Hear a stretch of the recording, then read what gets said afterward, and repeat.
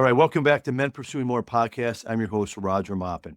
And today I'm honored to welcome Dr. Rick Aberman to the show. So, Dr. Rick Aberman, welcome to the Men's Pursuing More podcast. Thank you, Roger.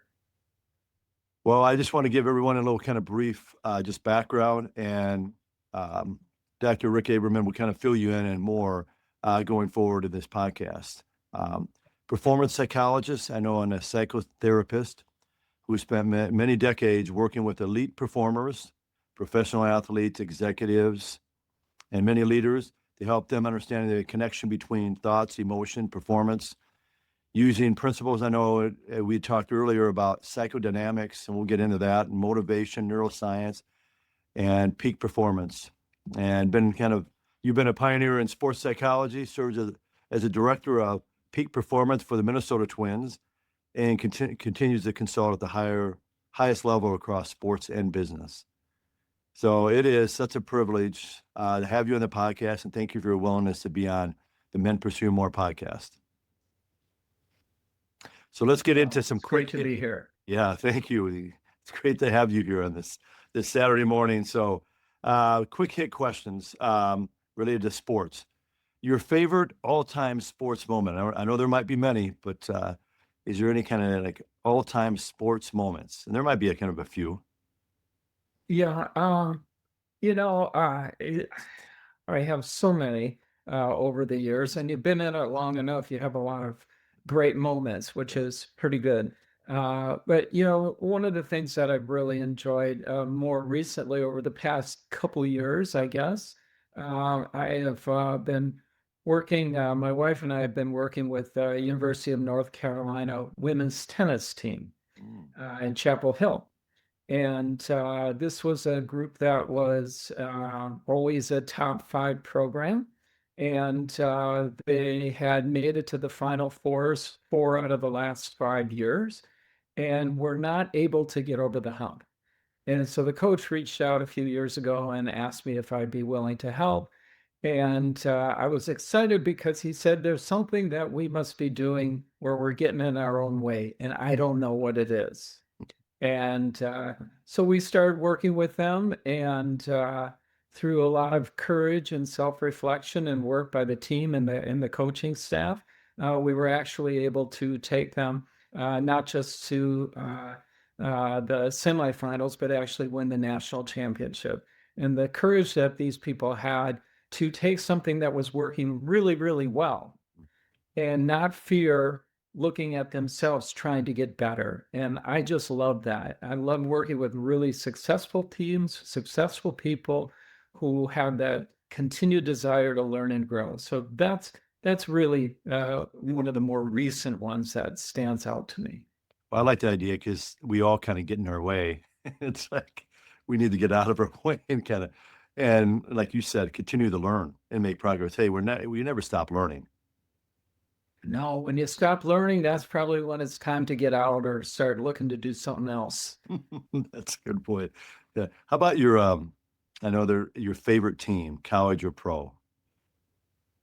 Yeah, well, you know what? I grew up in Minneapolis, and I've lived in Wisconsin for 20 years. I was at the University of Wisconsin. I did my master's, bachelor's, and PhD there, and then went to work for the university and the athletic department. So I lived in Wisconsin 20 years, but I think you're always, no matter who I've worked with, you're always a fan of the team that you grew up with. Mhm. And so I was a great baseball fan. I loved the Twins as a kid. And, to be able to spend 20 years working with them professionally and part of the organization, that's been a real honor for me. And so I would say the Twins. Yeah, and they have 2 World Series. I think it was 87, 91. Is that correct? 87, 91, yeah. Some great years for the Twins. Yeah, it was some good years for the Twins. And, the challenge with that is, people talk about that, and that was wonderful. Mhm. That was some time ago. Yeah. That was, 30 plus, almost 40 years ago. And sometimes we rely on our past successes And we tend to want to repeat what got us there today, when in fact that was many, many years ago. And so just because we were able to do it one way doesn't necessarily mean that doing it the same way over and over and over again is going to benefit us. We have to be flexible. We have to be willing to look internally. We have to be willing to continue to grow, as we were talking a minute ago. And if you lose that curiosity, this is a different team. Every year it's a different team. And so that can really be something that gets in our way. It's a bias that we tend to have based on our successes. And there's some things that we have to pay attention to with success. Yeah, I remember John Maxwell talking about this, hey, you earned that success. Now it's time to move forward. Because sometimes we Yeah. glorify so much of what we've done. Well, hey, we still got work to do. Hey, still gotta learn and make progress. That's right. They don't give you like extra credit for winning a championship. The next year you start 0-0 again. That's just you're with everybody else. So when we start thinking we're better than we really are, that's not a good quality. Yeah, and we'll get into that as well. That's so good. And what's like one coach, like mentor or influential figure who has made an impact on your life? Or it might be I know there might be a few. So Yeah, I would say professionally, it was a mentor of mine when I was in school. Dr. Carl Whitaker was a psychiatrist and at the University of Wisconsin, and one of the founding fathers of the field of family therapy. Family therapy seems in our lifetime has been around forever, but really was fairly new in as recently as the 70s. And for a discipline that is so integrated into our lives today, uh, expanding beyond the individual and seeing people as part of something. We all have families, we're all connected. Maybe I talk to my family, maybe I don't, but they still are there. I'm part of something. And everybody is, nobody operates in a vacuum. So when it comes to working with individuals, I'm always taking into consideration the context of where they come from, their upbringing. I know you, as a teacher, you're dealing with millions of kids all the time, and each child comes from somewhere, from some neighborhood, from some family system. And so it's not like you're just dealing with the individual, you're dealing with all these family systems. And so it's really important to think more broadly. And that has really served me quite well, not just as a family therapist, which was my original training, but also, just in terms of working with organizations and understanding individual behaviors and issues and how they might be tied to a larger system. And so that is, Carl I mean, he taught me the business. And, in graduate school and in schooling can read and read and read and learn things, but learning how to be is something else. And so he was a tremendous mentor for me as many years ago, and I continue to hear him in my mind quite often. you just think of the impact that he's had from years ago and still the impact he's had. And like you said, at that time it was kind of new. And I think just kind of just working with people, if it's kids, colleagues, or anyone, everybody wants to be recognized. They want to be That's right. acknowledged. No matter what the differences we have, they want to be kind of accepted for kind of who they are. It might not be, you might not agree with them on all things, but they want to just, be acknowledged by others that, hey, I exist. I am, hey, can you just hear me out? Can you just kind of listen to me once in a while? That's right. When we don't feel valued, we don't do very well. And we all have that need. And, valued as a person, it's not so much agreeing with someone, but it's acknowledging their existence as a human being. And we can disagree, and we do all the time. But you do it in a way where you value somebody. And it's the same with sports, and sometimes things get confusing in sports because it's me against the other person or the other team. And we can get so caught up in the competition that we stop valuing our opponent. We stop, uh, we don't really, we underestimate because we don't see them as people. And then pretty soon we're acting in ways where we're not respecting them and we're not respecting the sport. And that becomes problematic. Yeah, that's so good. Just what you do, and just I think for just people to hear this, and like you said, we might have our disagreements, but it's important just to really understand. Try to at least understand and listen to people and acknowledge them. So, well, let's go back to That's right. your you growing up. I know you grew up in St. Louis Park, right, Minnesota. Yes. All right. Yes. Take us back for the early years of what experiences shaped you kind of who you are today, and when that kind of sparked that interest with you in understanding people and the human behavior. Yeah. Sure. You know,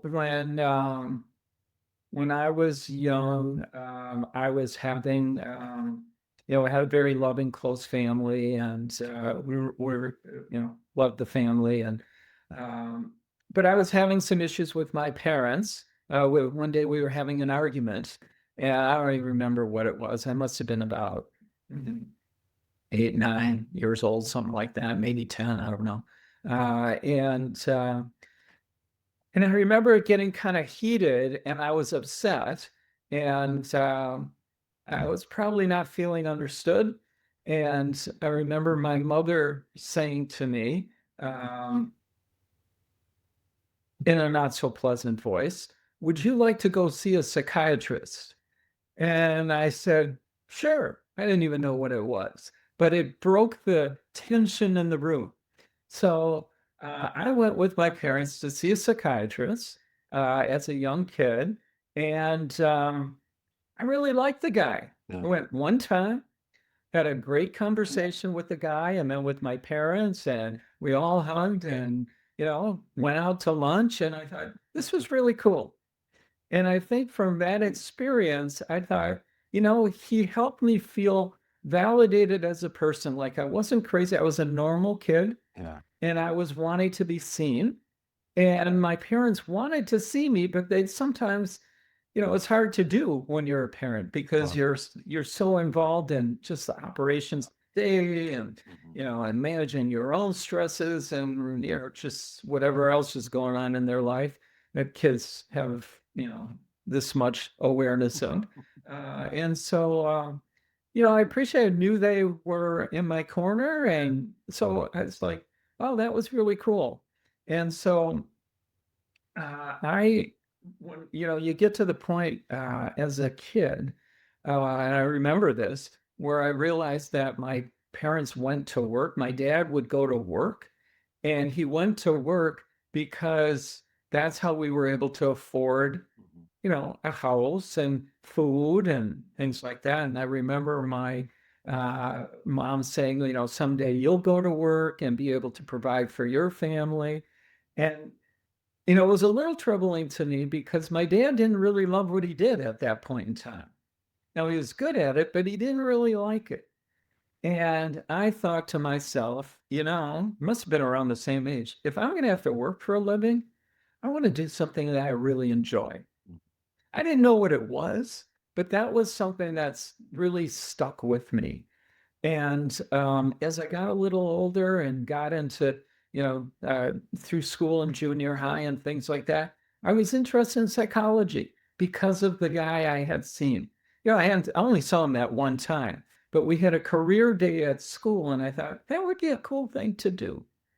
And so I got interested in it, and I thought, if I can make a living learning more about myself, that's pretty good. And so that's kind of started me on that career path from a very young age. I was always interested in people, and I was interested in how the mind works, and I thought that was a lot of fun. You think of that psychologist that at one time kind of planted that seed of you taking an interest He in that did. field as you went He through middle school did. and high school. Yes, and we had a school psychologist, a school counselor. I always enjoyed meeting with my school counselor. I really enjoyed meeting the school psychologist. And I just, it's like, wow, this resonated with me. Maybe it was I was a little bit more of a shyer, kind of a quieter, shy kid, more introspective, Mhm. but it kind of resonated with me, and I felt understood and seen by these people. And so I wanted to stay with that. So I as didn't you know look, how it would end up. yeah, and we'll get into that about kind of how it ends up. That's a really cool story. But um, so why did you? What was the reason for attending the University of Wisconsin? I'm sure you looked at some other schools too, maybe the Yeah, University of I did. Minnesota. So why the University of Wisconsin? Well, I wanted to go away to school and I wanted to go out east. And I thought I wanted to go to school in Vermont. Just because I thought it was a cool place. I'd been there a couple times. I thought, I kind of like the feel. I wanted to go to a small school.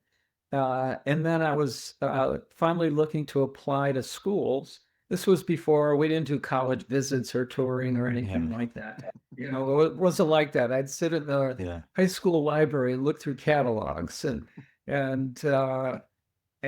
so I was looking at a school, and I thought it would be good for me to go to a school that had a smaller enrollment because it Mhm. would be easier access to the faculty and things like that. Just easier learning environment for me. And um, and then I realized the school I was looking at had 600 kids in the school. That was the enrollment. And I was thinking about my class at St. Louis Park High School had 900 kids, just my class. And I thought, no, this would be like going to summer camp. I don't think I want to do that. And so I ended up going to Syracuse University. I wanted to go out east. And I went there because it had a good psychology program, it had a good art program, and I knew somebody who had gone there. And it was one of the few schools that I got in. I got rejected with all these schools, but I did get in there.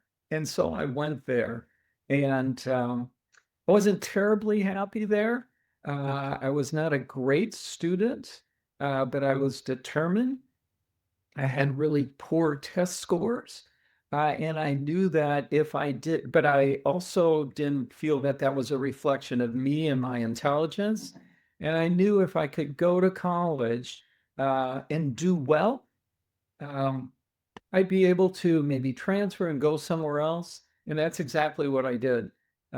So I went to Syracuse that first semester. I got all A's. And then I ended up still wanted to stay out east. Couldn't find the school that I quite wanted quite yet. And a friend of mine had said he was going to Wisconsin and maybe I should go there. And at least until I decide where I want to go. Yeah. And okay, I did. And I stayed 20 years. So it was a great fit for me. It was wonderful. I mean, I had its challenges. It was a big school. Um, and, I wasn't part of the team or sports or anything like that. So you just show up on campus and it's like, this is a big place. But I like the fact that it offered so many things. We used to look at the class catalog and you could do just about anything there. And I found that really exciting. And so it took me a little bit to get used to it. And I decided to stay. Well, shout out to your friend to like I Yeah, mentioned that's University of Wisconsin. Yeah. University of Wisconsin. And I had some cousins that had gone there. But I heard it was a good place to be. It was away from home and wasn't terribly far and all that. So and then I actually ended up working for the university, and that was kind of fun too.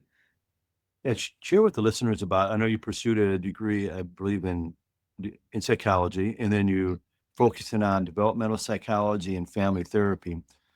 So Yes. what led you down the path and when did you realize this is maybe more than just a profession, but really kind of it's going to be your life's work going forward for many, many years?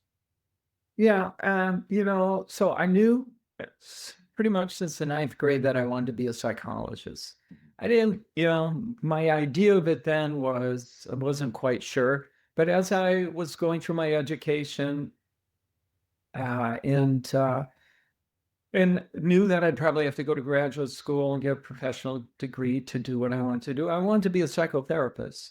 And originally I thought about, what kind and all that. And I started thinking about just having a private practice, seeing individuals. And then I got interested in groups and systems and group therapy and went through that path. And then uh, discovered family therapy and systems thinking. And um, so it evolved. And, I thought about as I was finishing my PhD, I was thinking about, well, who do I really want to work with? And I knew that from a lifestyle standpoint, I was always somebody who wanted to kind of forge their own path. And some of the things I was interested in, weren't necessarily available. And I kind of had to make opportunities for myself. And so I wasn't fearful of doing that. And I decided that I wanted to work with people that I was comfortable with and knew well. So I had always been involved in sports and athletics, and so I wanted to work, and I was a runner, and so I wanted to work with those people. I knew that um, these highly talented friends of mine or people that I was around, they were really good at performing but not necessarily and really talented, but maybe not quite so introspective or comfortable with their inner worlds. And I figured that I could help with that. I wanted to go into work with high performing businesses because I come from a family business, and I was ended up doing my PhD dissertation on the family dynamics and psychological stresses of families and family run businesses to combine my interests there. So I wanted to work with that. Um, and, I come from an entrepreneurial background in my family. And even though I took the academic route, there is, you go into practice by yourself, you're a small business owner.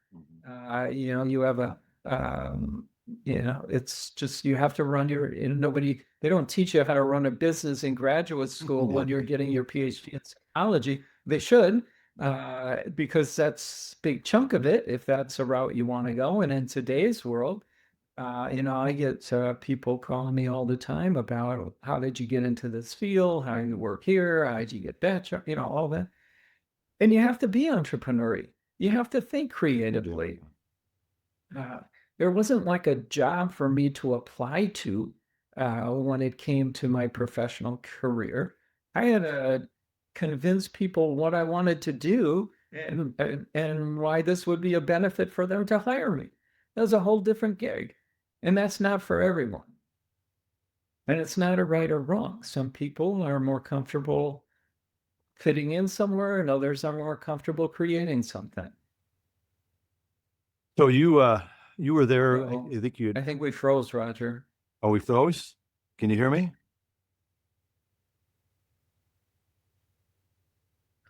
Yeah, you're frozen. Yeah. Can you hear me now? There you go. Okay. Now I can, yeah. So you spent 20 years at the University of Wisconsin, working with, it sounds like, a lot of athletes, coaches, administrators.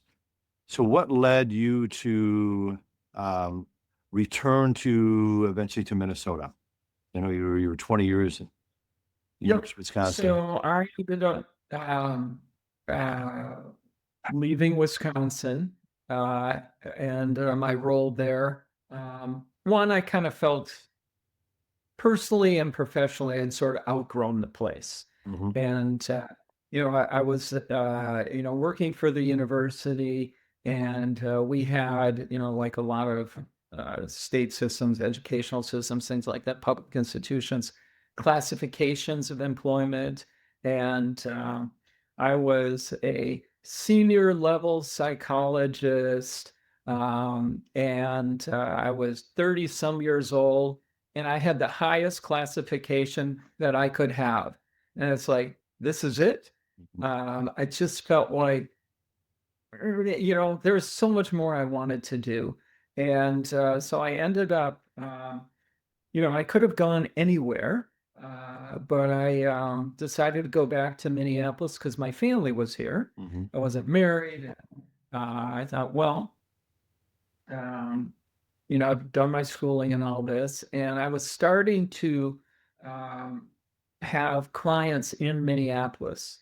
I had some business clients. I had, a lot of the pro teams, and I was getting to know the people in Minnesota with the teams and the medical staffs. I was on the medical staff at Wisconsin, and um, so was looking to set up something at Minnesota, not so much the university, but in the professional sports. And so I did a lot of commuting back and forth for a while. And eventually I moved up here full time, and spent the next couple of years trying to educate people about what I do, and networking in all of those things to become established here. And so I think family brought me back where I was in my particular point time in life, and the opportunities, the professional opportunities were here. I wasn't really looking to work with the university at the time, although I ended up there in an odd sort of way. But the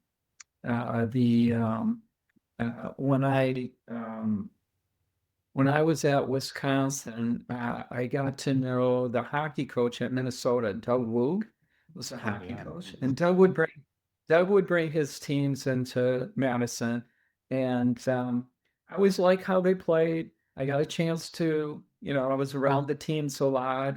The benches at the time were on the same side, so there's just a division between them. And I would, it's like an arm's length, and I was often standing right in between the benches. So I got to hear Doug coach and how his teams played. And, we had very good teams. The Wisconsin Minnesota rivalry was really big time then. And the talent was quite amazing. And so Doug heard that I was moving up to Minneapolis. Actually, we were on a plane together. It just so happened he heard I was moving back to Minneapolis and wanted to know if I'd be willing to work with his team. And I said, yes, kind of, maybe. But I didn't want to work for the whole university. When I was at Wisconsin, I had 24 teams, 1,000 student athletes. We had 165 people within the athletic department, and the coaches, staff, administrators. I didn't want to do that again. So he said, would you be willing to work with just my team and maybe another team, the baseball coach, with John Anderson, who I didn't know? And I said, well, I don't know. So Doug arranged a lunch for the three of us, John, Doug, and I, and we went to lunch, Stub and Herbs. And I sat there for a couple hours, and I said, sure. So I ended up working with Gopher hockey for, gosh, I think it was probably 7 years before Doug retired. Yeah. And then I worked with John at the same time, and I ended up working with John until he retired, but that was 33 years later. So I was with Gopher Baseball for 33 years, and I always told John I'd hang with him until he'd retire. I think it would be in a few years, but went on for a long time, and he's been a great friend and colleague over the years. So that's how I ended up back in Minnesota. So you worked, you're working with the University of Minnesota, but I know you've worked with a number of professional athletes, executives, leadership teams, high-level performers across many fields. What do you see as some of the common traits you see among like high achievers, and what are the like some of the internal challenges they often face that others maybe don't see? Yeah, one of the things that happened soon after I came to back to Minnesota was I got a call from uh, uh, international company, and they were interested in having me help them with their field leaders, which were all over the world. And the reason why they wanted to do it, not because my sports and business background, but they felt that if I could handle big ego coaches who are performing under pressure in an environment where they keep score, that I should be able to handle their field leaders and their global leaders. And so I thought, well, that was interesting to me. And I thought, well, what do you want to do? And how do you want to go about this? So they came up with they were interested in essentially figuring out how to bring psychological skills training to people who weren't necessarily in sports, but they saw their leaders as performers, and they wanted their performers to have the kind of support, psychological support, to perform at their best. And so I started working with them, and did for many years. And so we're dealing with people, when we're performing, there's different levels of high performer, but with success comes a whole nother set of issues. We work hard to gain success, to become successful, but once we get there, we don't really talk about what happens. And, I alluded to a little bit, before, like with the twins, like they won in 87 and 91, and that was great. But for the next 10 years, they didn't do so well. And every time we were questioned about it, they would say, well, we must know what we're doing. We won 2 World Series within 5 years, which is a very big deal. Oh, yeah. And that is true. But it turned out, Roger, for the next 10 years, they had one of the worst and most losing records in Major League Baseball. And it was the hesitancy to look inside at oneself, to be vulnerable and say, maybe we don't have all the things figured out, which is why I really like what was going on with that, and continue to work with the University of North Carolina women's tennis team, because this is a top program. They have the winningest coach in college tennis. He's been there 20 years. And he was saying there must be something I'm doing that I'm not able to see. And the fact that he had that ability to look at himself and still wanting to continue to learn and grow, even though he's a very successful program and coach and had success, that's pretty cool. And that's what we need in terms of, for businesses, for individuals, for any kind of performer, that desire to learn and grow, and that curiosity, quite honestly. And that takes some courage. Yeah, you think of the courage that, because like you just mentioned about how they have this, they reached kind of this pinnacle or this success. What do I do next? Or I've kind of done it this way all these years, and all of a sudden things are kind of stagnant. It's like, or maybe things are kind of, they're taking a little dip, and they're questioning. That's right. And in a highly competitive world like business and sports, time does not stand still ever. And the fact is, while you were successful this year, it doesn't mean you're going to be successful next year. And if you're going to ride on that success and not continue to grow, you are going to be passed by pretty quickly. So guys work hard to get to the big leagues. They finally get there. A lot of them, I would see over my career, they'd stop learning. They'd stop practicing. They would do the same thing all, over and over and every day. And, because you know how to do it and you've done it for a while and you played your whole life, there's a rhythm to it. And they'd end up going through the motions sometimes. And I'm getting there thinking, where's the practice? How can we get to the big league level and we don't practice anymore? Like, how weird is that? And so we start to implement more practice, but they're so busy playing that there's not a lot of time for practice. But you better be curious about working every single day. Maybe you don't have that. There's enough time for that. And the other thing is, one of the things about sports and business, in sports, if I'm gonna be a runner or in the Olympics or whatever, I'm gonna train for 4 years to do so.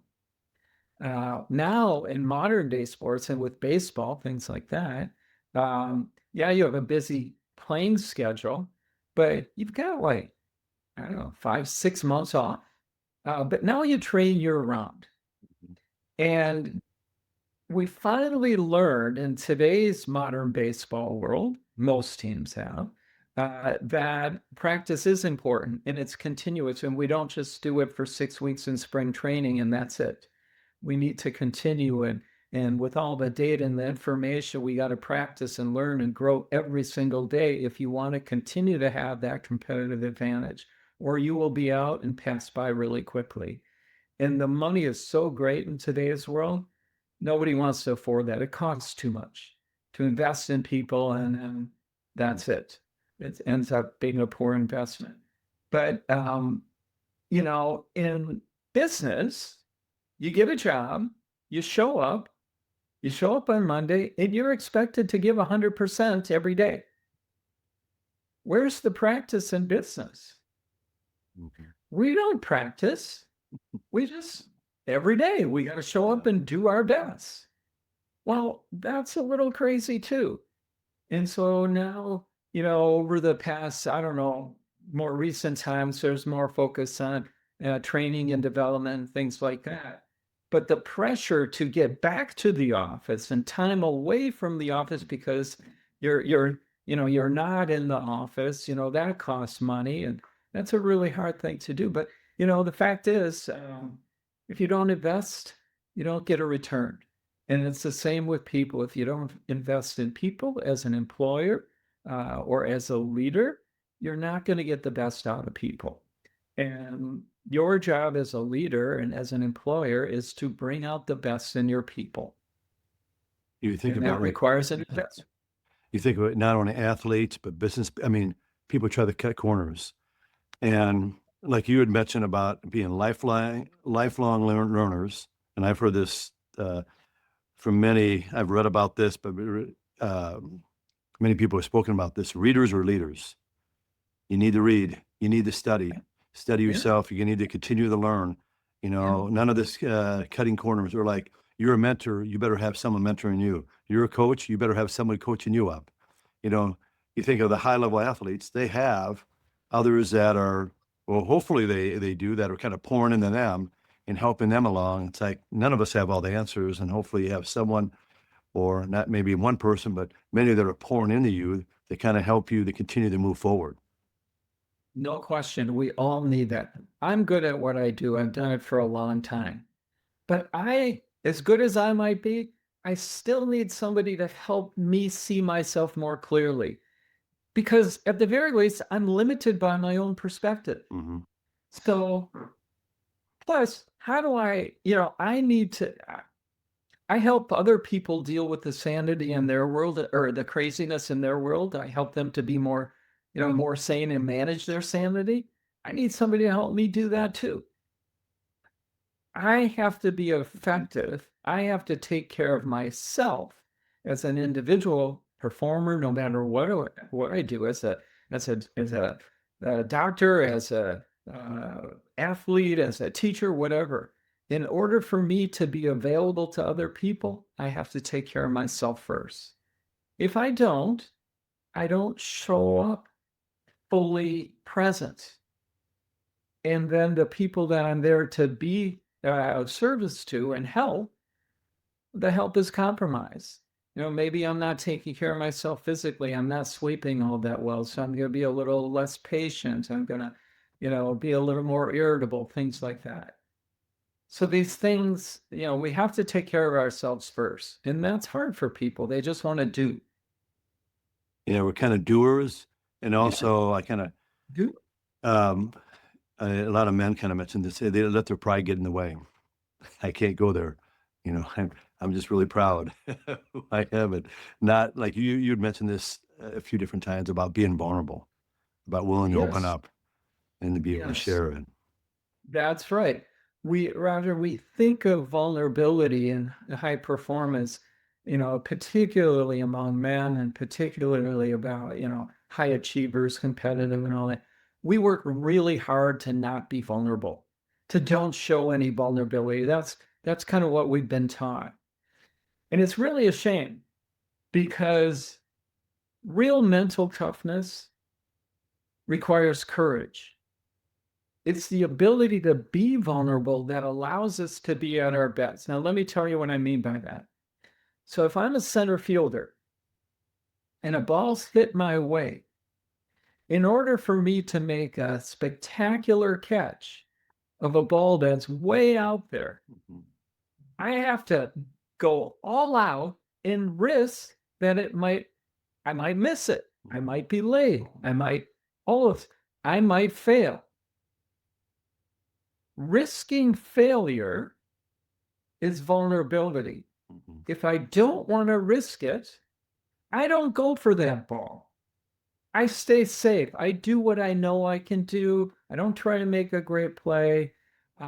It's okay. But in order for me to be at my best and at my potential, I have to be vulnerable. I have to be willing to risk that I can do my best. Maybe it doesn't work, but I'm still okay. And most of us has been taught that we base our sense of self and our confidence on what we do and how we do it.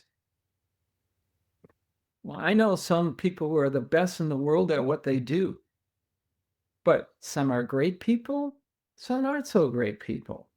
Some are honest people, some are dishonest.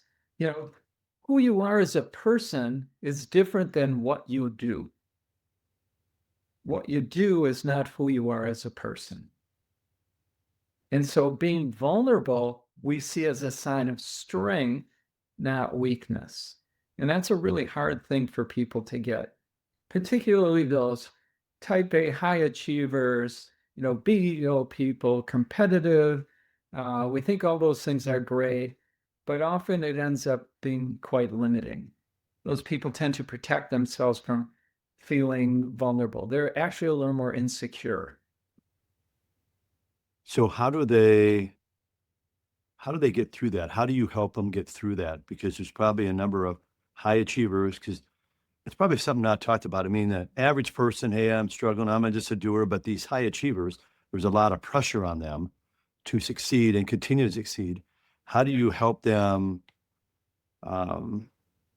get through that? And I know one, they have to be vulnerable. How are they willing to not be, or willing to be vulnerable and open up? Because a lot of the time, this is pride. I've done this. I've had success with this. And So Roger, when I'm doing talent evaluations, or now it's kind of draft season, we just we're in the middle of the NFL draft. yeah. One of the questions I ask people, now think about it, the people that are being drafted for a professional sport, whether it's baseball, football, hockey, it doesn't matter. To play at the professional level, you got to be pretty good. So all of these people, even the worst of the best, are still better than most people, which means they have a lot more experience with success than they do failure. Yeah.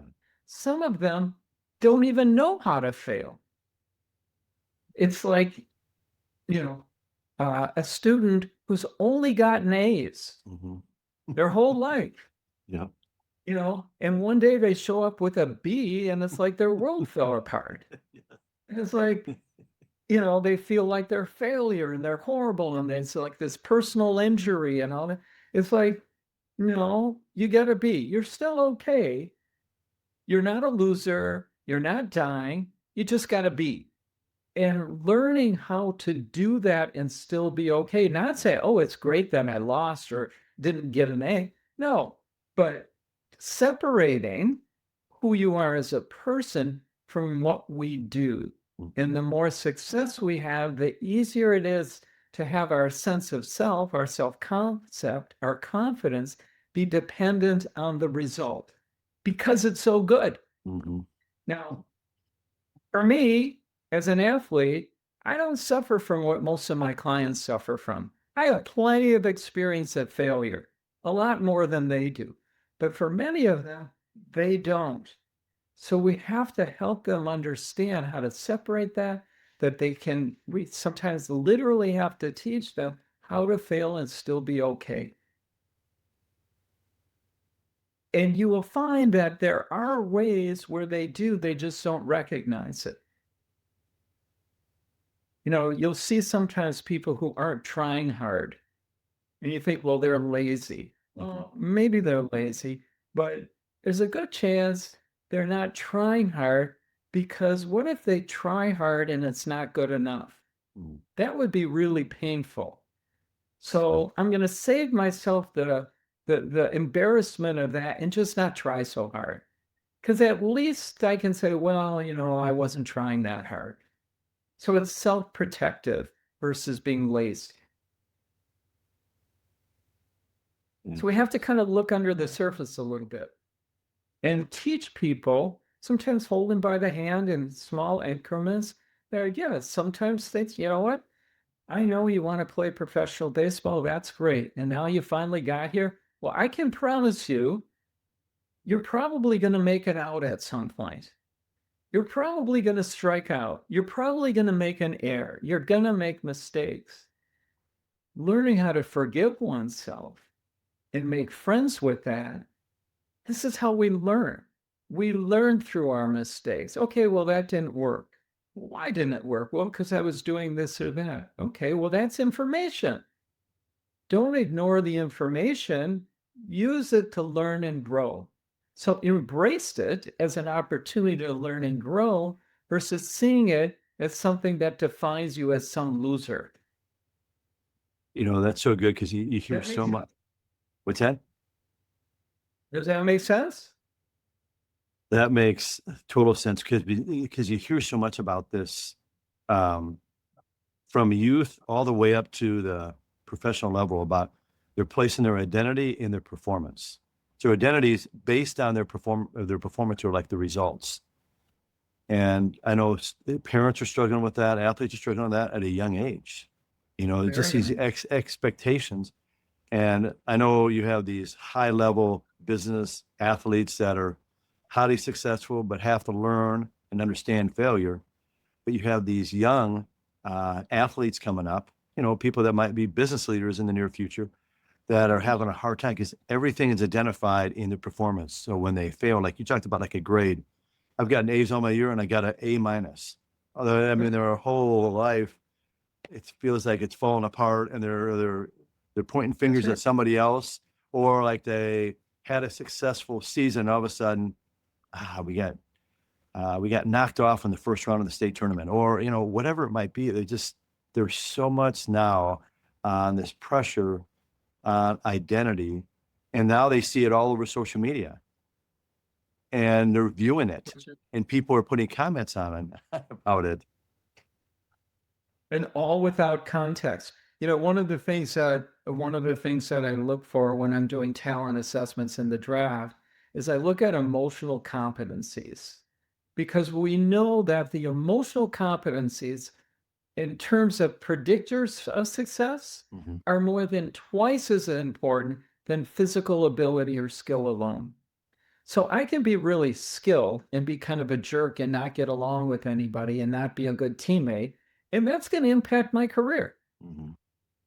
Or I can maybe have less skill and be really good at connecting with people, helping people understand, supportive, being part of something, developing other people, being a leader. And that's going to take me a whole lot further than being the captain of the team for now. It's so the emotional competencies. My wife played soccer at Wisconsin at very high national level, and then coached women's soccer at the collegiate level for 20 years.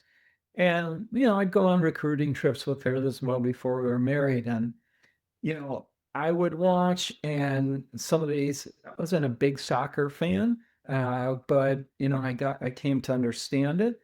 And I would watch at these regional camps and evaluation camps, things like this. You could see who could go end to end with the ball. Mhm. Like the talent, that was pretty easy to see who was the biggest, fastest, strongest. Don't even have to know much about the game. It's like, oh, wow, that's pretty cool. But what was interesting to me was not that. I wanted to know what happened when the kid lost the ball. What was their response once they lost the ball? Did they sit on the ground and pound the ground and swear and be pissed off? While the play still continues, they're still there? Are they yelling at their teammates and blaming them? Are they blaming the referee? Or are they just getting back up without saying a word and getting right back trying to make the next play? Because that's the kid I want. I don't care if she's the biggest, fastest, or strongest. That's the kid I want. Because dealing with adversity and failure is something that's a life skill. That's an emotional competency that's critical when it comes to emotional intelligence. And I'm always doing the evaluations based on the emotional intelligence and those emotional competencies. But those are life skills. That's what you're trying to teach your kids as a parent, or supposed to be. Anyway, that's what now our institutions and people like yourself, our teachers, our coaches, are being forced not just to teach the sport, but to teach people how to play nice with one another, how to be empathic, how to not, how to articulate, be self-aware, all of those kinds of things. And those are the bigger predictors of success. And that's where I think we tend to miss the boat. We get, I'll tell scouts, before the combines or wherever, don't be seduced by height, weight, and speed. Just, it's great, yeah, but it doesn't necessarily, it's not the whole picture. Now, maybe you want to take a risk if somebody's a freak of nature, okay, but it Yeah. may not be. But we still, as an organization, need to be prepared to support them in the things that they're not so good at, like maybe relationships or self-care or impulse control, or you name it. Well, So you we bring got that to up understand. about, yeah, you bring that up about the combine. There was a player that was supposed to be, he went to the combine and he was predicted to be in the top 10. And because they mentioned his interviews there at the combine, they were not impressed with him. And it kind of ties into the emotional intelligence. He didn't go to, he's a player, I think, that went to the Eagles, I think. I think he went 20th. And he dropped all the way from being a top 10 all the way to 20th because of what they said. Hey, he's got the skills, like you mentioned, but it's like his interviews. You know, they just That's said right. it dropped him all the way to 20th. Yeah, and I mean, you have to get an understanding of what you're getting. It's like the interview, social skills are really important, not just on the field, but getting along with others, the support staff, your coaches, the media, sponsors, the fans. You're a public figure. Are you going to be one of these people that are going to get arrested at 3 in the morning, leaving a bar, and getting in and driving drunk? Or, are you more conscious about you represent the team, the organization, the school, your community, all the people that have invested? You know, those are questions you want to take a look at. And so, we all know plenty of examples of people that have unbelievable talent, Mhm. but don't do well on the emotional intelligence side. And, that can really cost you. It can cost you as a team. It can cost you as a performer, as a player, as an organization. And, and I would, I never tell teams, don't take this guy, don't take that guy. But what I will say is, if we are going to take him, we better be prepared to support this man or this woman in these sorts of ways. And if we're not able to support them, we should pass. That's And good it's the advice. same with college recruiting or club recruiting, everything. And what happened with that player in the draft? First round, supposed to be in the top 10, ends up going 20th, Well, and that's what they focused on.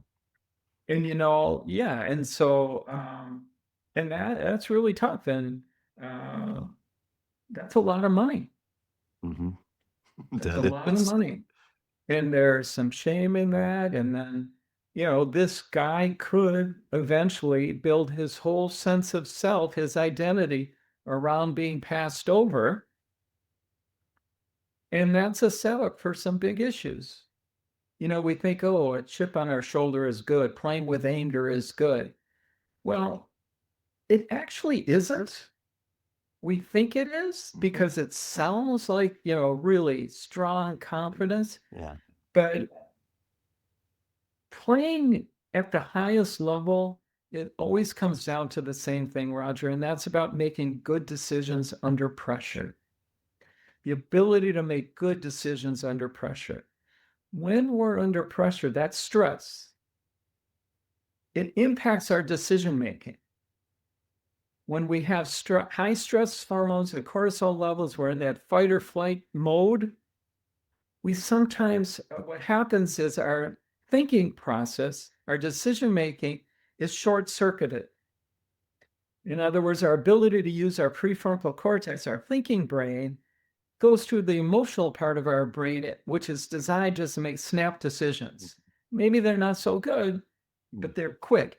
And then I make a decision, and then later I think, well, that was really stupid. Or maybe even this kid who walks into an interview he's so excited about, and he acts like he's bigger and better than everybody else and comes across as arrogant, gets drafted 20th, and then thinks, boy, did I blow that. I shouldn't have come across that way. Because it interferes with our decision making. So if we can teach people how to make good decisions under pressure, how to be able to utilize their thoughts and their awareness based on what it is they want to accomplish, that's pretty good, instead of being hijacked by our emotions.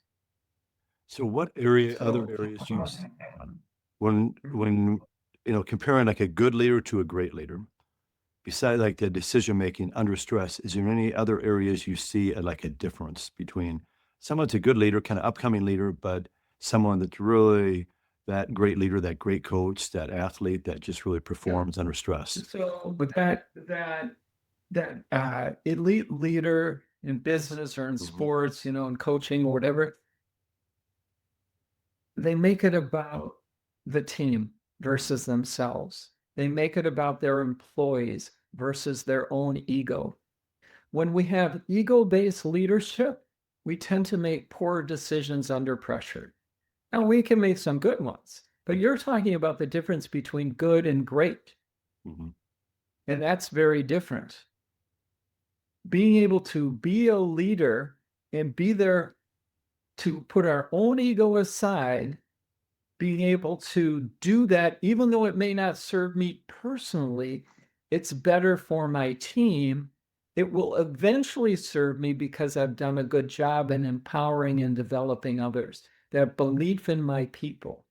But if I make it about me, inadvertently I'm saying, I don't really believe in my people. They're not as good as I am. I'm the only one that can do this. And it basically tells them they're incompetent. Well, how is that going to help people be at their best? The job of the leader is to bring out the best in others. It's not complicated, but when you start dealing with your ego, that's not always so easy to do.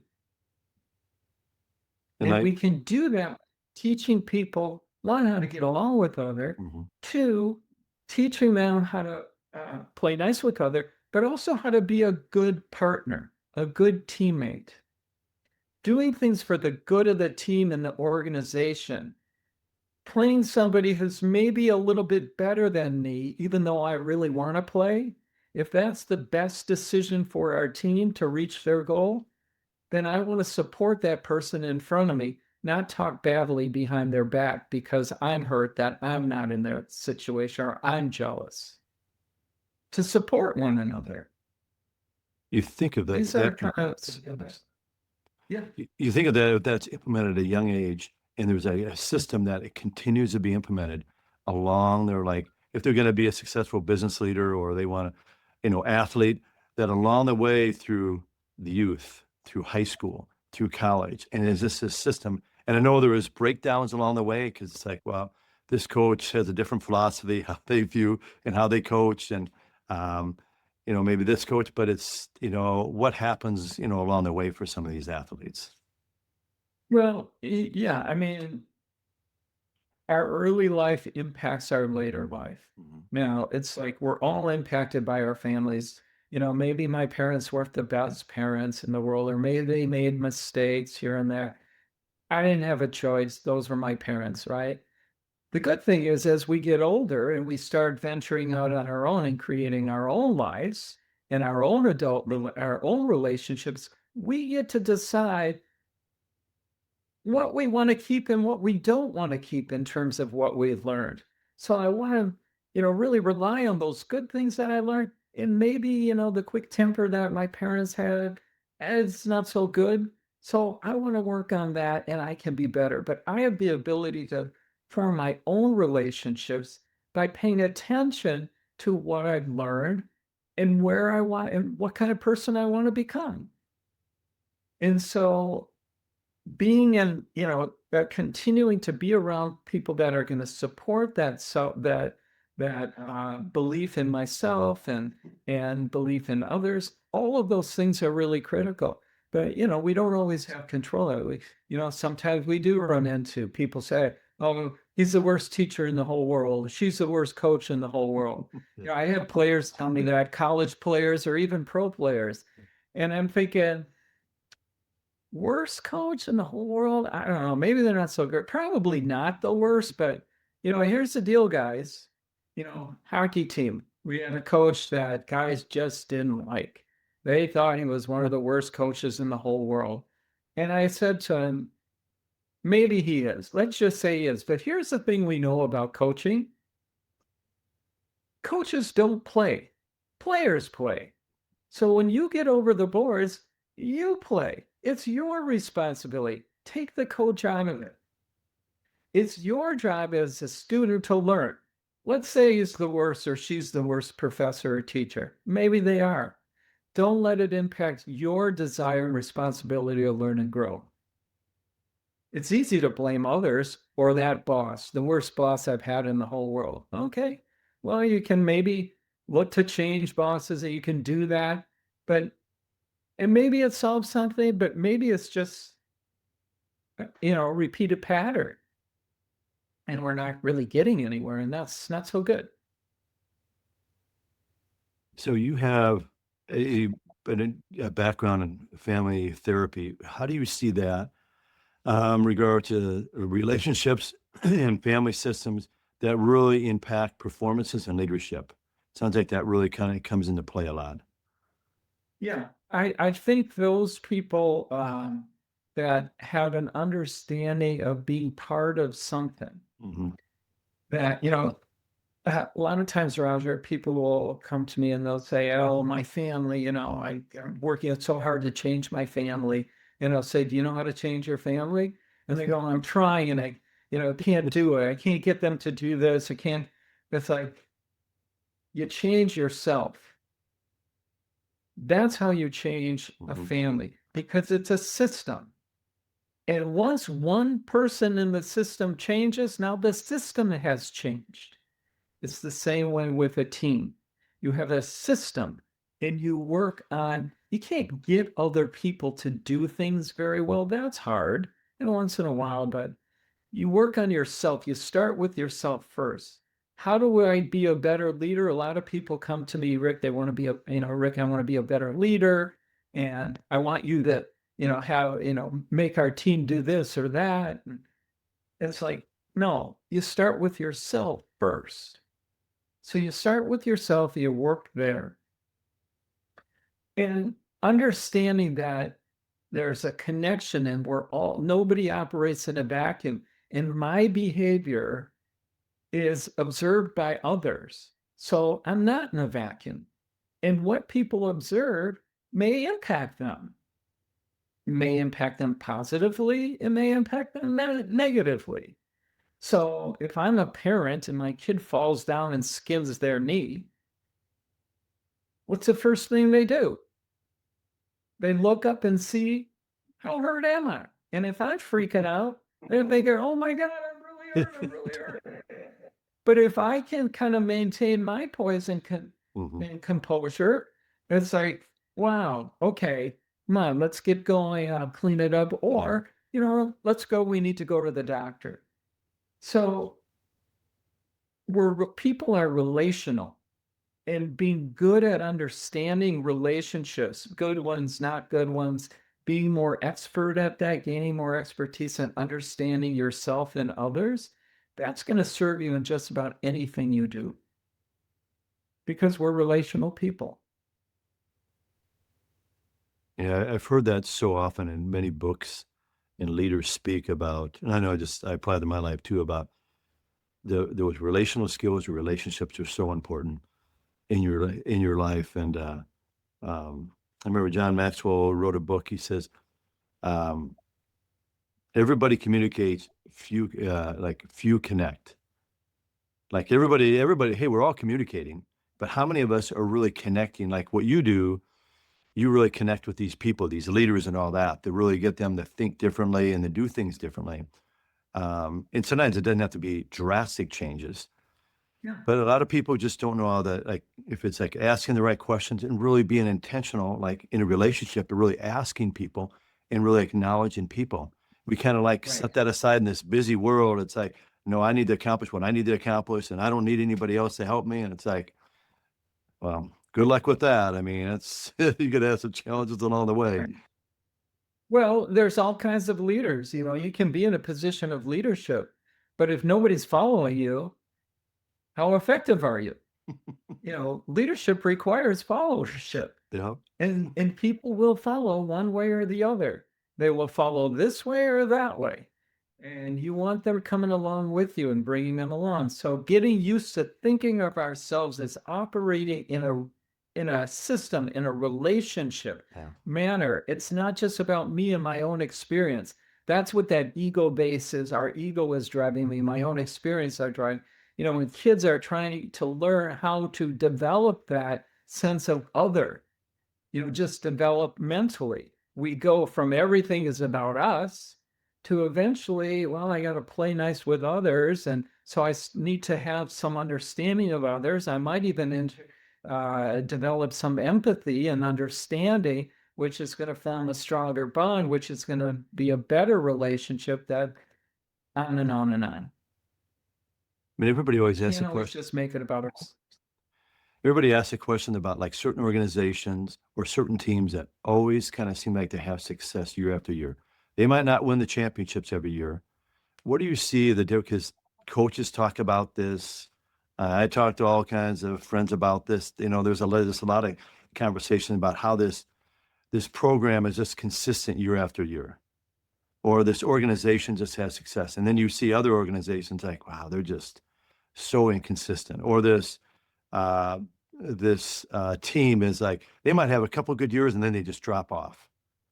And then maybe a few, 4 or 5 years later, they might have some success and then they drop off. So what are some of the listeners would probably know, with all these leaders and teams, what would be the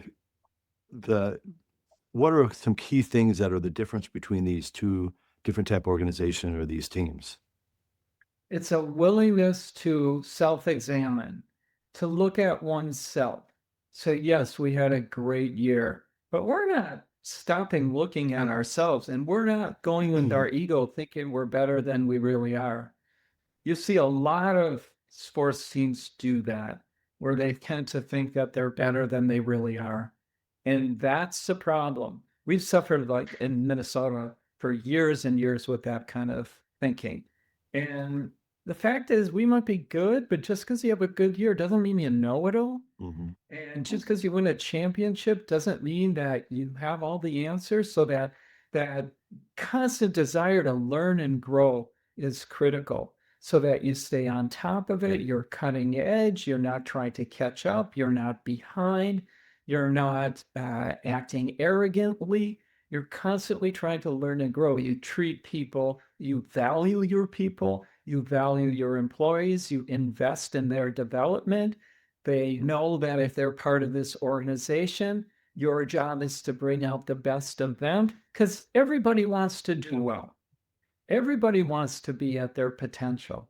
And if I know you're going to help me get there, I'm going to work really hard for that. And I'm going to have a commitment, be motivated for that. Some organizations make it about themselves. Well, you know what? We're not going to spend much money, and you guys make plenty. Good luck. Mhm.